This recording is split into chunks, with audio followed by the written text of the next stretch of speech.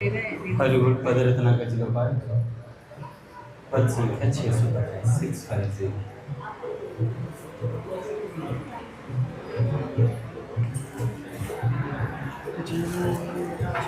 प्रियतम मीठी नित याद तुम्हारी आती, प्रियतम मीठी नित याद तुम्हारी आती। मैं पल भर तुमको कभी विसार न पाती, मैं पल भर तुमको कभी विसार न पाती।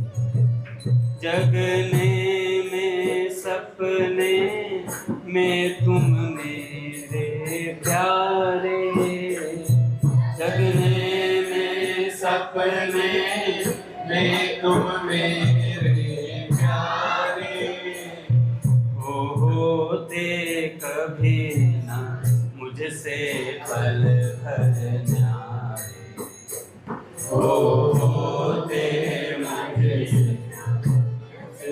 पल भर न्यारे। दे दर्शन मुझको सदा परम सुख देते, दे दर्शन मुझको सदा परम सुख देते।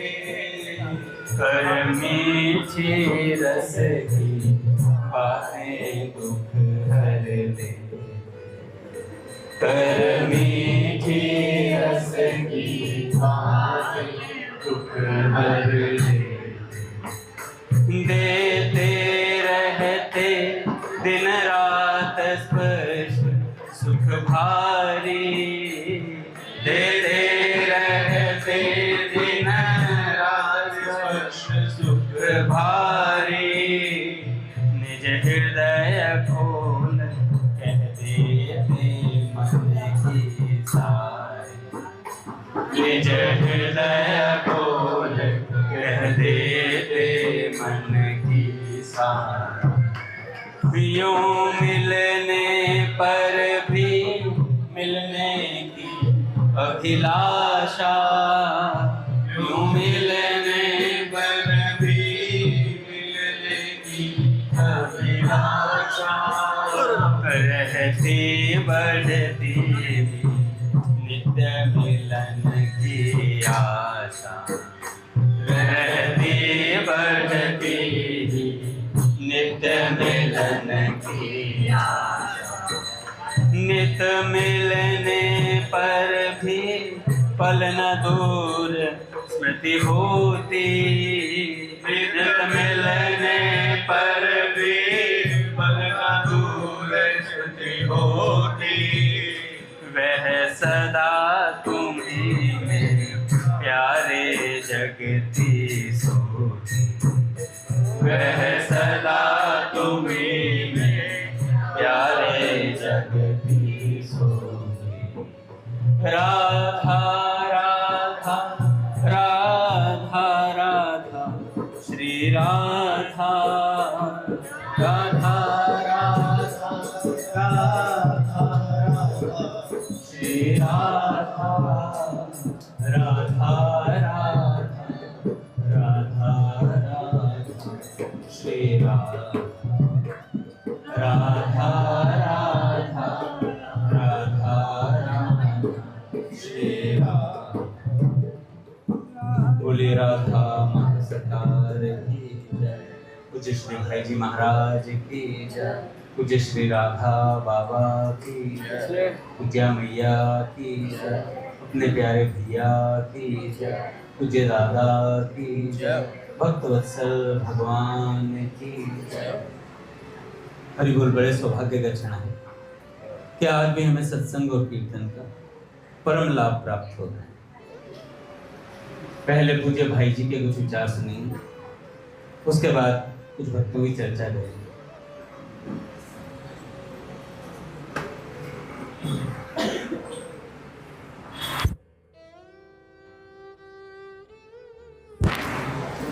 पूज्य श्री भाई जी कहते हैं, नारी मात्र को साक्षात भगवान विष्णु की माया समझकर प्रणाम करो। उन्हें भोग्या समझने पर बड़े बड़े विवेकी एवं त्यागी पुरुष भी उनके रूप जाल में फंसकर अपना आपा खो बैठते हैं, विवेक वैराग्य को भूल जाते हैं। स्वयं काकभूषुंडी जी गरुड़ जी से कहते हैं, सोई मुनि ज्ञान निधान मृग नैनी विधु मुख निरखी, विवश होई हरि जान, नारी विष्णु माया प्रगट। हमारा दूसरों से वैर विरोध तभी तक रहता है जब तक हमारी भगवान के चरणों में प्रीति नहीं होती। भगवान के चरणों में प्रीति हो जाने पर काम, क्रोध और अभिमान नष्ट हो जाते हैं और वैर विरोध इन्हीं 3 कारणों को लेकर होता है।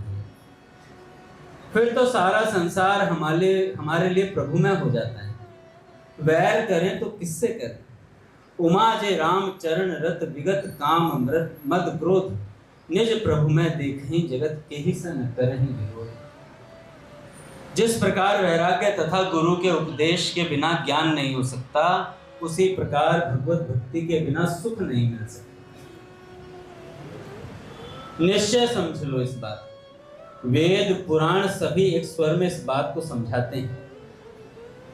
भगवान की दिव्य लीलाओं में जो सुख है उसके सामने ब्रह्मानंद भी अत्यंत फीका है। जिन भाग्यवान जनों को इस सुख का प्रत्यक्ष अनुभव होता है उनकी तो बात ही क्या, जिन्हें एक बार स्वप्न में भी उस सुख का तनिक सा स्वाद मिल गया, वे भी ब्रह्म सुख को उस सुख के सामने हे समझते हैं। स्वयं काकभूषुंडी जी महाराज कहते हैं गरुड़ जी से, सोई सुख लवलेश जिन बारक सपने हूँ लय हूँ, ते नहीं गनहि खगेश ब्रह्म सुखई सज्जन सुमत। सज्जनों, माया को भगवान की चेरी जानो। यद्यपि ज्ञान हो जाने पर इसकी सत्ता नहीं रह जाती, किंतु भगवान की कृपा हुए बिना माया से छुटकारा पाना बड़ा असंभव है। भक्त लोग भगवान के प्रेम को छोड़कर मुक्ति भी नहीं चाहते। वे भगवान से यही मांगते हैं कि चाहे हमें बार बार जन्म लेना पड़े, किंतु तुम्हारे चरणों में प्रेम कभी न घटे। तुम भी भगवान से यही मांगोगे कि राम जी के चरणों में प्रेम हो जाए।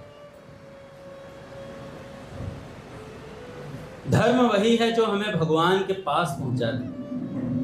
योग, यज्ञ, व्रत, दान आदि जितने भी साधन हैं, वे सभी भगवान की प्राप्ति के लिए हैं। नीचा से नीचा कर्म भी यदि हमें भगवान की प्राप्ति कराने में सहायक होता है तो वह हमारे लिए बड़ा धर्म बन जाता है। मुनि वशिष्ठ जी इस विषय में प्रमाण हैं भी। जो भाग्यवान जन ममता, मद और मोह को त्याग कर भगवान के नाम गुणगान में सदा रत रहते हैं, उनके आनंद का वर्णन नहीं किया जा सकता। उसे वही जानते हैं जो उसका अनुभव करते हैं। यदि भगवान की भक्ति प्राप्त करना चाहते हो तो उनके भक्तों की आराधना करो। भक्तों की आराधना किए बिना भगवान की भक्ति मिलनी बड़ी कठिन है। भगवान राम स्वयं कहते हैं कि शंकर जी के भजन बिना मेरी भक्ति नहीं प्राप्त हो सकती।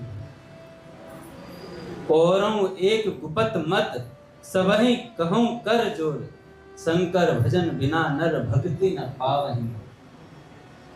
भगवान के चरित्र इतने हृदयहारी और दिव्य हैं कि बड़े बड़े जीवन मुक्त ब्रह्मनिष्ठ पुरुष भी समाधि सुख को त्याग कर भगवान के चरित्र सुनना पसंद करते हैं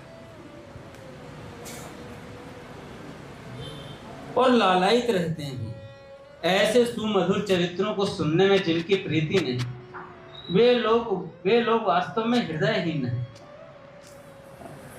आगे भाई जी कहते हैं, याद रखो कलयुग में राम नाम ही मनचाहा फल दे सकता है। राम भक्ति ही मुख मांगी वस्तु देने वाली कामधेनु है और श्री गुरु के चरण कमल की धूलि ही संसार में सब प्रकार के सुंदर मंगलों की जड़ है।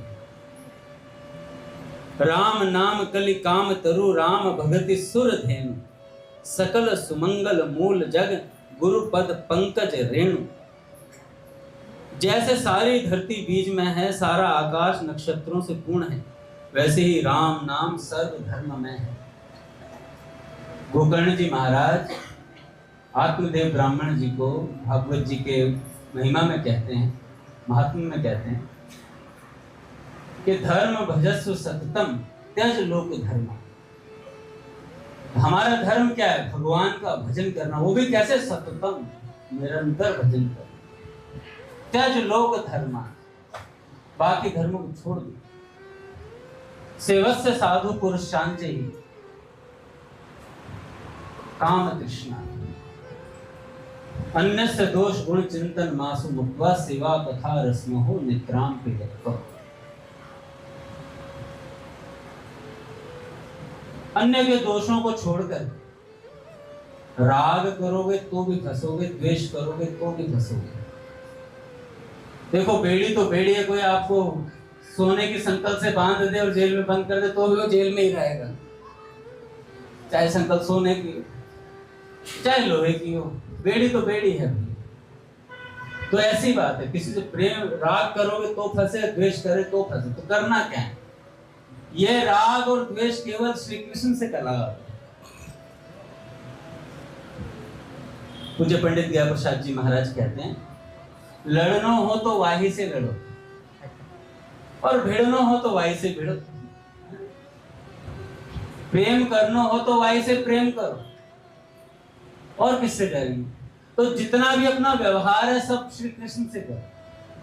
किसी से लड़ना भी है तो पहले उसमें श्री कृष्ण की प्रतिष्ठा कर दी जाए कि आप हो तो श्री कृष्ण ही, पर आज विलक्षण लीला करने पे उतारू क्यों हो?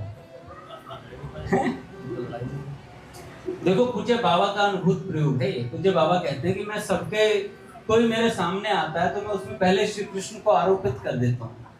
है तो है ही, श्री कृष्ण तो है ही आरोपित, तो मैं कर रहा हूँ, उसके भीतर है श्री कृष्ण, पर फिर भी मैं आरोपित कर देता हूँ कि आप श्री कृष्ण हो। तो बाबा कहते हैं आज तक मैंने जब जब ऐसा किया सामने वाले का व्यवहार बदल गया। तो राम भगति मुख मांगी वस्तु देने वाले काम धेनु है।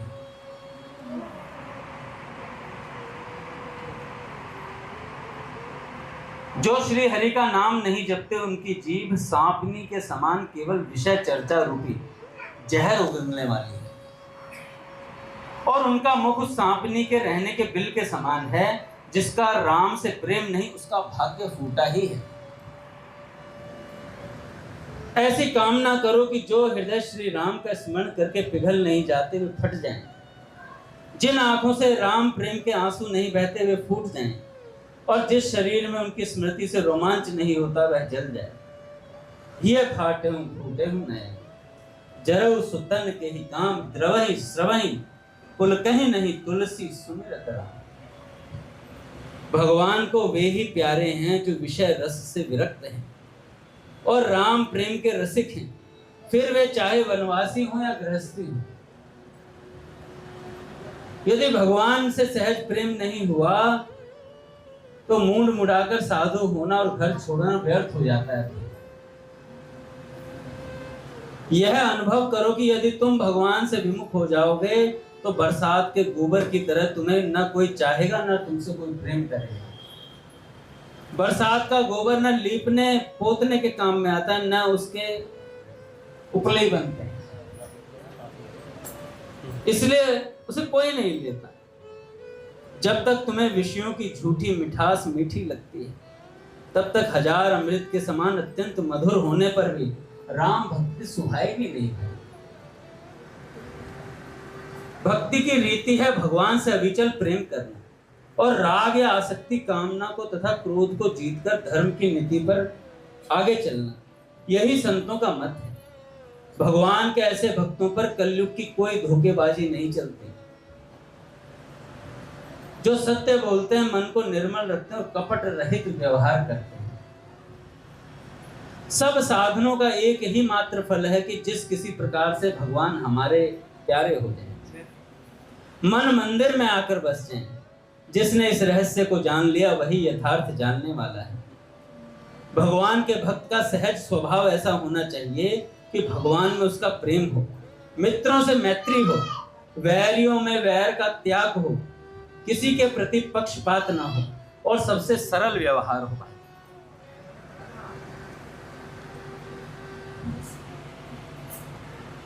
दीन होकर राम जी से प्रार्थना करो, हे परमानंद स्वरूप, हे कृपा के धाम, मन की सारी कामनाओं को पूर्ण करने वाले भगवान श्री राम, तुम मुझे अपनी अविचल भक्ति प्रदान करो।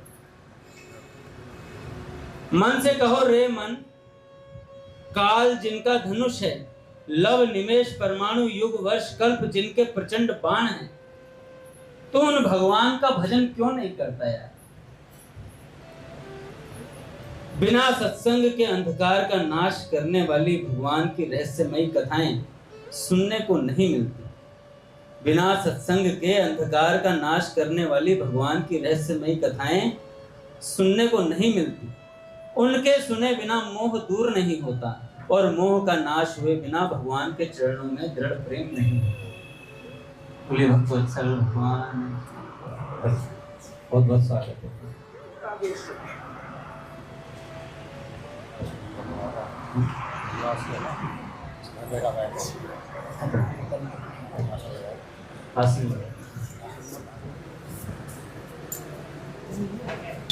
इधर है कुछ बिछाने के लिए।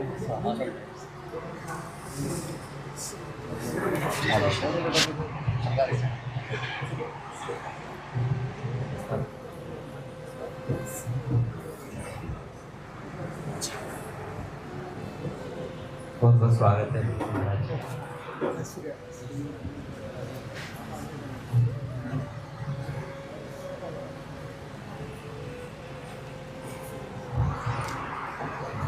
अभी पूज्य भैया आएंगे हमारे, आप अपने विराजित थोड़ी देर। वो भैया ब्रजवासी हैं, तो ब्रजवासी तो वैसे ही हमारे पूज्य हैं। अभी पूज्य पंडित श्री गया प्रसाद जी महाराज जी की वार्ता चल रही।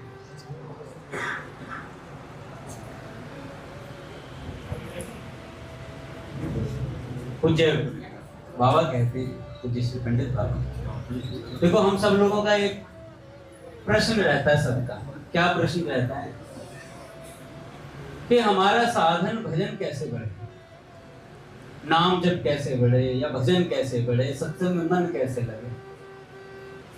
तो पूज्य पंडित जी महाराज कहते हैं, साधन ही साधन को बढ़ाता है और साधन ही साधक को बचाता है और साधन ही साधक को साध्य से मिलवाता है। तो साधन क्या हो गया? जैसे हमने 2 माला शुरू करी, पहले 2 से ही शुरू करो। सीधा सिद्ध बनने का प्रयास नहीं अपना, सिद्ध बन भी नहीं सकते। अपने पूज्य पंडित जी महाराज पूरा जीवन साधक की रहनी से जीवन बिता गए, पूरा जीवन, और सिद्ध थे, ठाकुर उनके साथ खेलते थे भैया। तो ऐसे संतों ने साधक की रहनी से बिताया था। तो इसलिए 2 माला से शुरू करें कि 2 माला करनी है, 2 से 4 कब हो जाएंगे आपको पता ही नहीं लगेगा। जब स्वाद आता है किसी चीज में, अपनी धर्मपत्नी ला करके 2 रोटी रख देती है और पनीर की सब्जी बना देती है, और उसके बाद जब हम 2 रोटी खा लेते हैं, स्वाद आ जाता है सब्जी में, 2 की 4 कब होते हैं, 4 की 8 कब होते हैं, पता ही नहीं चलता, नहीं पता चलता। तो ऐसे जब हम नाम जब शुरू करेंगे तो पहले 2 माला होंगी, कई दिनों तक 2 माला होंगी। उसके बाद जब रस आने लगा तो 3 कर दोगे अपने आप, फिर पता ही नहीं चलेगा तो 16 कर दोगे। और करने वाले तो 61 भी करते हैं और उससे भी ऊपर भी करते हैं। अपने पूज्य भैया कहते हैं, माला बेशक कम है जाए लेकिन प्रेम बनना चाहिए, ठाकुर से प्रेम होना चाहिए। प्रेम से 2 भी 200 है, प्रेम से जपी गई 2 माला भी 200 है। और नहीं रट्टू तोता भी बनोगे तो भी संतों ने कह दिया कोई बात नहीं, रटन तो विद्या से ही लगे रहो, रटते रहो, रटते रहोगे, किसी ना किसी दिन मन लगना शुरू हो जाएगा। ये नाम का प्रभाव है अपने आप, क्योंकि नाम साक्षात स्वयं ठाकुर जी हैं। तो बिना सत्संग के, बिन सत्संग न हरि कथा, तेहि बिन मोह न भाग, और मोह गए बिन राम पद, हो ही न दृढ़ अनुराग। मोह कब जाता है? जब सत्संग सुनते हैं। सत्संग के लिए किन की आवश्यकता? गुरुजन की आवश्यकता है। संत जब हमें मिलते हैं, हम यहाँ आते हैं, हमें कोई रोज 500 रुपए देता है क्या? हम रोज आ जाते हैं, हम उठा करके 7:30 बजे, 7:30 से 8:30 कीर्तन करते हैं, उसके बाद सत्संग करते हैं, अपने अपने घर चले जाते हैं। और 365 दिन का खेल है। क्यों? भैया प्रिया प्रियतम सरकार है ना, उन्होंने व्यवस्था बनाई है। नहीं तो आप कहीं भी जाएंगे, आपको 365 दिन सत्संग नहीं मिलेगा। और कैसे महापुरुषों का संग? पूज्य श्री भाई जी श्री हनुमान प्रसाद जी पोता, पूज्य श्री राधा बाबा का संग, पूज्य श्री सेठ जी, पूज्य श्री स्वामी जी महाराज, और पूज्य श्री अपने भैया। देखो अपने जो गुरुदेव होते हैं ना, दूध अपनी माँ पिलाती है। तो जब अपने गुरुदेव है ना, उनमें सब संतों को देख लो, सब संत विराजमान हो जाते हैं। संत सभे गुरुदेव व्यास ही यह परती, तो अपने तो सब गुरुदेव हैं। तो याद रखो, जिनका मन सरल है, जिसकी वाणी सरल है, जिसकी संपूर्ण क्रियाएं सरल हैं, उसके लिए भगवान श्री राम जी के प्रेम को उत्पन्न करने वाली सभी विधियां सरल हैं। निष्कपट पुरुष को भगवान का प्रेम सहज ही मिल जाता है। थोड़ा सा सरल होना पड़ेगा। कैसे सरल होना पड़ेगा? हमारे अंदर ना बहुत मात्राएं लगी हुई हैं। कैसी मात्राएं महाराज जी? एक फलाना इतना है, फलाना इतना है, वो बहुत कंजूस है, वो बहुत क्रोधी है, इतनी मात्राएं लगा रखी हैं। सबके लिए कुछ ना कुछ हमने ऊपर नीचे सोच रखा है। हम सरल नहीं बन पाते। सरल कैसे बनेंगे? जब सबको ठाकुर जी का स्वरूप मानेंगे, तब सरलता आ जाएगी। अब आप देखो, आपके सामने कोई बड़ा बदमाश आ जाता है तो कैसे सहज भाव से हो जाते हैं आप। कुछ नहीं कहेंगे, चुपचाप निकलेंगे। और अपने से छोटा आ जाए तो छोड़ेंगे नहीं। पूज्य श्री राधा बाबा के सामने एक बदमाश आ गया था, पिस्टल लेकर। गुंडा था वो, बड़ा तगड़ा गैंगस्टर था गोरखपुर का, उस साइड का। जब बाबा के सामने आया तो बाबा को पता था, बाबा तो भीतर तक की जानते, एक्सरे कर लेते थे। तो बाबा ने कहा कि चलाओ बंदूक, चलाओ बंदूक। अरे बाबा लोड है पूरी। अरे चला तो सही तो एक बार।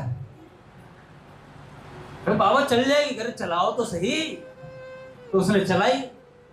6 की 6 गोलियां थी उसमें, भर के लाया था। चलाई, खाली। फिर दूसरी बार फिर खाली, फिर तीसरी बार फिर खाली। बाबा ने कहा रुक जा, अब चला।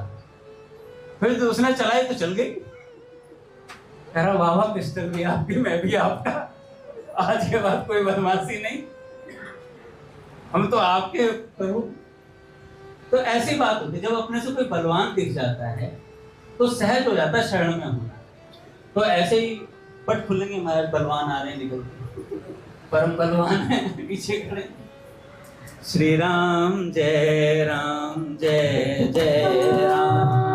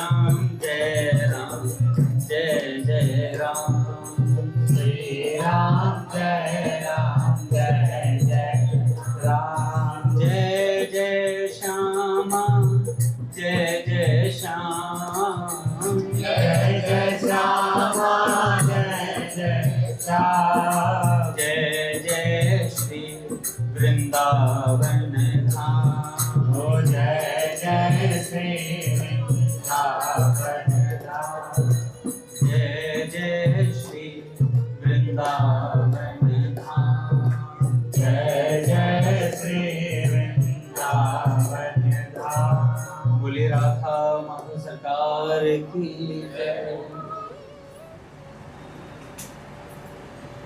तो कहाँ थे 3 बंधु? उससे पहले दादा बाबा की पिस्टल पे तो बाबा ने कहा चला के दिखाओ, नहीं चली।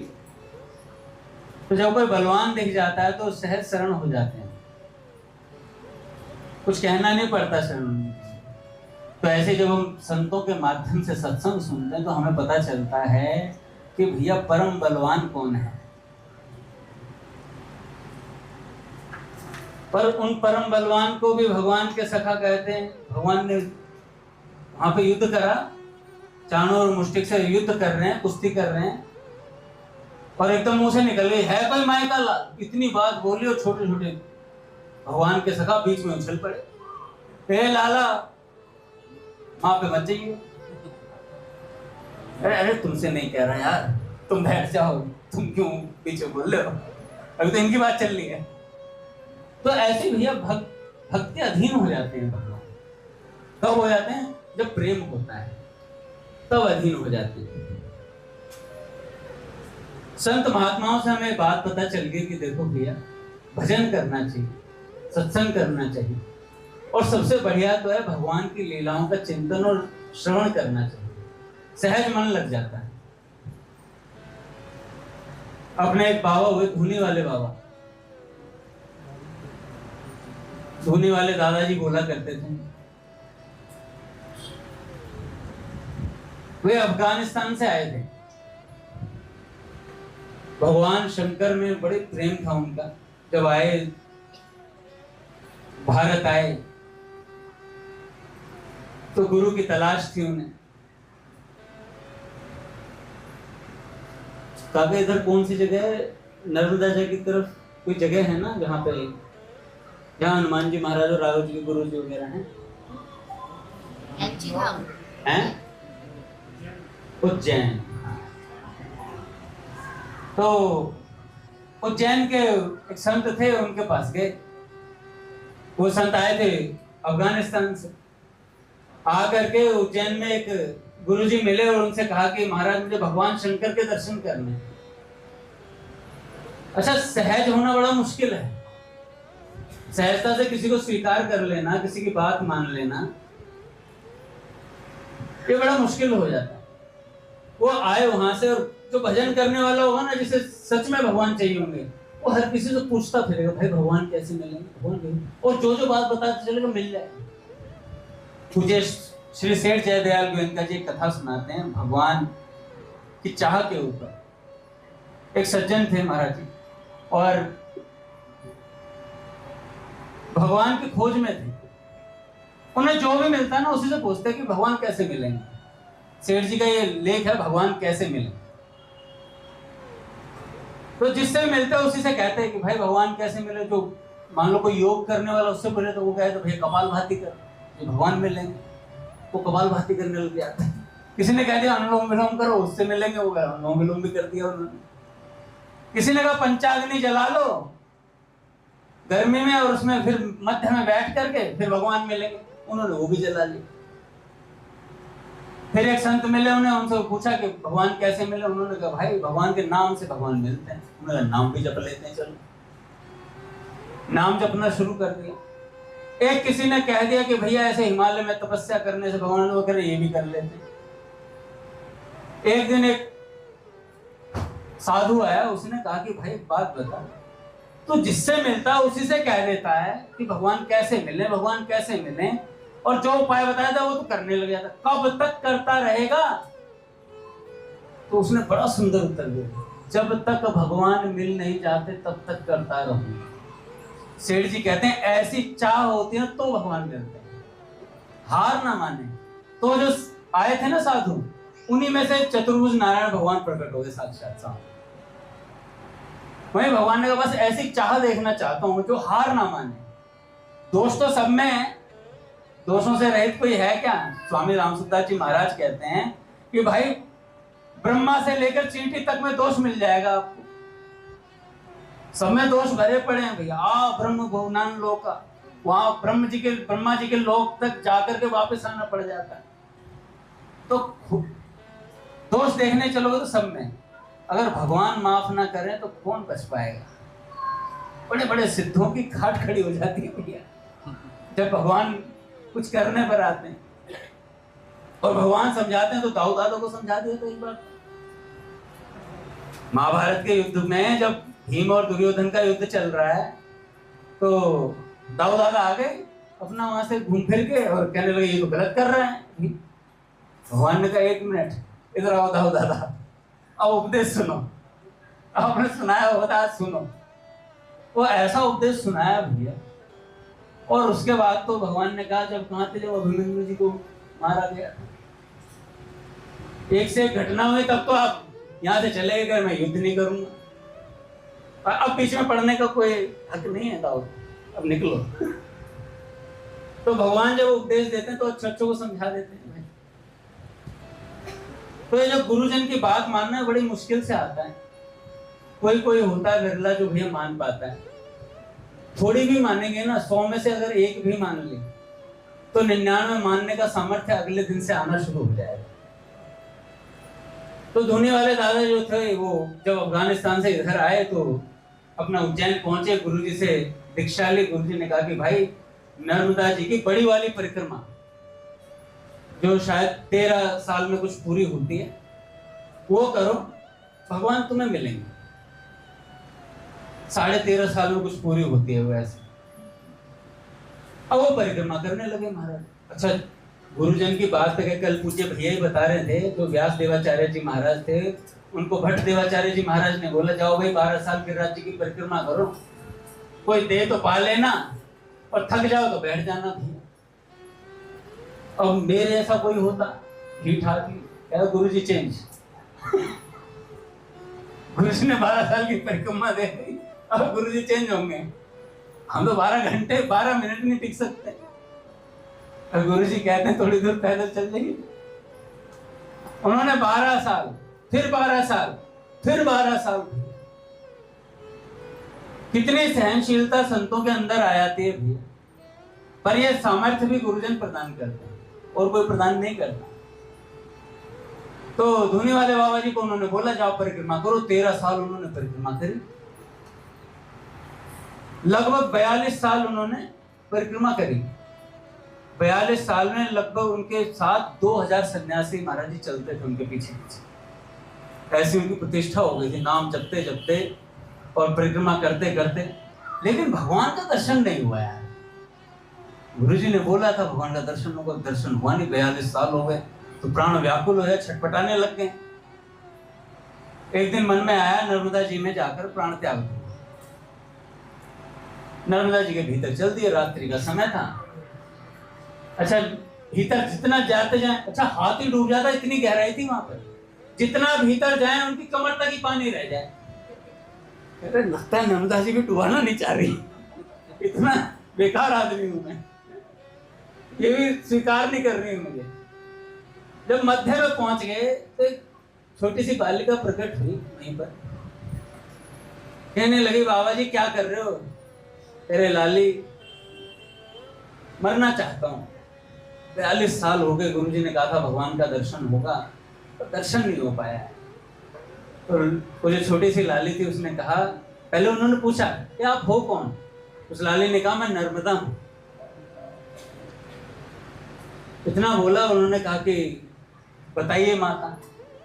तो उन्होंने कहा कि तुम ऐसे उदास क्यों हो? तुम्हारे साथ तो पिछले 20 साल से भगवान घूम रहे हैं। 20 साल से भगवान घूम रहे हैं? कह रहे कौन? जिन्हें धोनी वाले दादा कहते हैं। कह रहे कौन है? कह रहे वो जो आपका खास सेवक है ना, वो भगवान शंकर है साक्षात। कह रहे वो गमछा डालकर आपको बर्तन धोता रहता है। अरे हाँ भाई, कमाल हो गया भगवान शंकर है। कह रहे नहीं नहीं, कह रहे मैं कह रही हूं सच में भगवान शंकर है। और जाकर आज उनके सामने जाना, उन्हें प्रणाम करना, उन्हें कहना कि आप साक्षात शंकर भगवान हो क्या? उन्होंने कहा ठीक है। फटाफट वो बाहर निकले और बाहर जाकर के अपने आश्रम पे पहुंचे तो जाकर देखा कि जिस सज्जन के लिए बोला था वो वाकई में बर्तन धो रहे थे। गमछा कंधे पर था और बर्तन धो रहे थे। और धो करके जैसे बैठे तो जाकर उन्होंने प्रणाम करा। कि आप साक्षात भगवान शंकर हो। तो उन्होंने कहा अरे गुरुदेव ऐसे कैसे कहते हो, मैं कहाँ शंकर भगवान, शकल देखे देख रहे हो गमछा। कह रहे नहीं नहीं, अब मैं मूर्ख नहीं बनूंगा, मेरे को साक्षात नर्मदा जी ने प्रकट होकर के बोला है भगवान शंकर हुआ। अरे मान जाओ नहीं नहीं, करे नहीं आप साक्षात शंकर भगवान। इतना बोला था, उन्होंने दंडोत प्रणाम कर दी और उन्होंने कहा नहीं गुरुजी मैं तो जा रहा हूं। जाने लगे तो उन्होंने बोला नहीं नहीं, नर्मदा जी ने बोला आप साक्षात शंकर भगवान। तब उन्होंने जा रहे थे तो पीछे मुड़ करके देखो, जैसे पीछे मुड़े महाराज भगवान शंकर अपने साक्षात स्वरूप में प्रकट हो गए, त्रिशूल लिए प्रकट हुए। तो उन्हें यकीन हो गया भैया देखो वे जो शंकर भगवान जो प्रकट हुए थे, उन्होंने वापस अपना उन्हीं संत के रूप में प्रवेश लिया और कई वर्षों तक रहे। उन्हें धुनी वाले दादाजी कहते थे, साक्षात शंकर भगवान के स्वरूप। तो हमें कब भगवान मिल जाए, हो सकता है भगवान ही हमारे साथ रोज मंदिर आ रहे हैं भाई, कोई भरोसा थोड़ी है। ना जाने किस रूप में नारायण मिल जाए, और नहीं भी मिले तो है तो नारायण ही सब रूपों में। पर फिर भी साधक की चाह होती है कि भैया जिन स्वरूप का हम वर्णन सुनते हैं, इतने संतों से, ब्रज के संतों से हमने सुना है कि ठाकुर साक्षात मिलते हैं और दर्शन देते हैं, तो भैया क्यों ना उनका दर्शन कर लिया जाए। पूज्य प्राची दीदी कहते थे कि अनंत जन्म हमने इस संसार को दे दिए, क्यों ना ये जन्म अपना श्री कृष्ण पर न्यौछावर कर दिया जाए। अनंत जन्म हमने संसार को दिए, गधा घोड़ा कुत्ता सुअर पता नहीं क्या क्या बन के आए हैं, तब ये मनुष्य जन्म मिला है। ऐसा नहीं अपने आप ही अग्रवाल जी के यहाँ पैदा हो गए, भल्ला जी के यहाँ आ गए, चौधरी जी के यहाँ ऊपर निकल के आए हैं, ऐसे ही नहीं आए भैया। ये कबहुक करी करुणा नर दे, भगवान ने करुणा करके शरीर दिया और उनकी करुणा का परिणाम ये है कि हमें सत्संग दे दिया। ये अपार कृपा है हमारे ऊपर, संतों का संग दे दिया। नित्य कोई ना कोई आते रहते हैं भैया संत जन। जैसे आज महाराज जी आए हैं तो कुछ 2-4 मिनट महाराज जी से भी सुनते हैं, इतने पूज्य भैया आए तो महाराज जी तो ब्रजवासी हैं भैया, कुछ ना कुछ अपने लाला की कुछ चर्चा ही सुनाएंगी, उसके अलावा क्या बताएंगे भैया। संत क्या देते हैं, भगवान ही देते हैं। संत के पास भगवान ही होते हैं भैया, और ब्रजवासियों के पास ठाकुर ही है, वही दे देते परोसते ले भैया ठाकुर। एक बार महाराज जी कुछ अंग्रेज पूछे, मतलब कुछ सरकार बता रहे थे। उससे पहले काका मेरे मामा पुलिस में है, वो चले गए वृंदावन दर्शन। उन्होंने कभी वृंदावन दर्शन नहीं करा था, बिहारी जी का दर्शन करने चले गए। और जब उन्होंने एक्सपीरियंस बताया, अरे एक अनुभव बताता हूँ। मैंने कहा बताओ। मैं तो भाई भगवान दिखते होंगे या कोई परिकर दिखाओ। उन्होंने कहा आज के बाद मैं वृंदावन नहीं जाऊंगा। मैंने इतना तगड़ा अनुभव, लगता भगवान साथ ही ले आए। कह रहे आज के बाद वृंदावन नहीं जाऊंगा, वहां तो पैसे ठगने वाले बैठे हुए हैं। फंडे ने मेरे से 250 रुपए ले लिए। मैंने कहा खुद जो बाइक पे जा रहा होता है उससे 2500 ले लेते हो। जो 250 ले लिए, उसमें तुम्हारे शरीर जल रहा है भीतर ही भीतर, अब तक नहीं भूल रहे। वो कह रहे बिहारी जी के दर्शन बिल्कुल आगे से कराऊंगा, 250 रुपए लूंगा। मैं तो कम थे 250, तो 2500 ही लेने चाहिए थे आपसे, तो कम थे भैया। भैया इन्हीं ब्रजवासी पंडों के घर से भैया संतजन मधुकर ही पाते हैं। क्या मुखरई वाले पूछे माधव दास बाबा हमारे जैसों के हाथ से कुछ पा लेंगे क्या?